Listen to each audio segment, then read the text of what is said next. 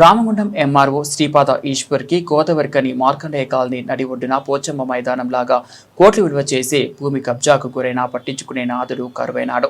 మరో పోచమ్మ మైదానం లాగా 677 సర్వే నెంబర్ కోట్లు విలువ చేసే కార్పొరేషన్ ఆఫీస్ అనుకొని గవర్నమెంట్ హాస్పిటల్ రోడ్డు ఆనుకొని సింగరేణి భూమి కబ్జాదారుల చేతిలో పడి దొంగ రిజిస్ట్రేషన్స్ చేసుకుని కబ్జాకు గురైంది. అప్పటి సింగరేణి అధికారులు రెవెన్యూ అధికారుల చేతివాటం వలన దొంగ రిజిస్ట్రేషన్ చేసుకున్నారు. ఇప్పటికైనా రెవెన్యూ అధికారులు పట్టించుకొని వాస్తవాల బయటకు తీసి కోట్ల విలువ చేసే సింగరేణి భూమిని కాపాడాలని, కబ్జాదారులు ఎవరో, దొంగ రిజిస్ట్రేషన్ చేసుకున్నది ఎవరో ఆ బడా బాబులను బయట పెట్టాలి. దొంగ రిజిస్ట్రేషన్ చేసుకున్న వ్యక్తులపై చట్టపరమైన చర్యలు చేపట్టాలి.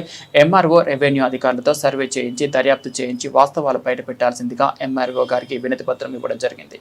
ఎంఆర్ఓ స్పందిస్తూ సర్వే చేయించి వాస్తవాలు బయటకు తీసి చట్టపరమైన చర్యలు తీసుకుంటామని ఎంఆర్ఓ శ్రీపాద ఈశ్వర్ అన్నారు. ఈరోజు మన రామగుండం ఎంఆర్ఓ శ్రీపాద ఈశ్వర్ గారిని కలవడం జరిగింది. మన రామగుండం కార్పొరేషన్ మార్కండేయ కాలనీలో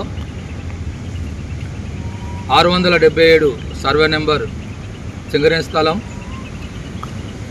కొంతమంది బడాబాబులు సింగరేణి అధికారులను, రెవెన్యూ అధికారులను తోని కోట్ల విలువ చేసే భూమిని దొంగ రిజిస్ట్రేషన్ చేసుకోవడం జరిగింది. దాని విషయంలో భారతీయ జనతా పార్టీ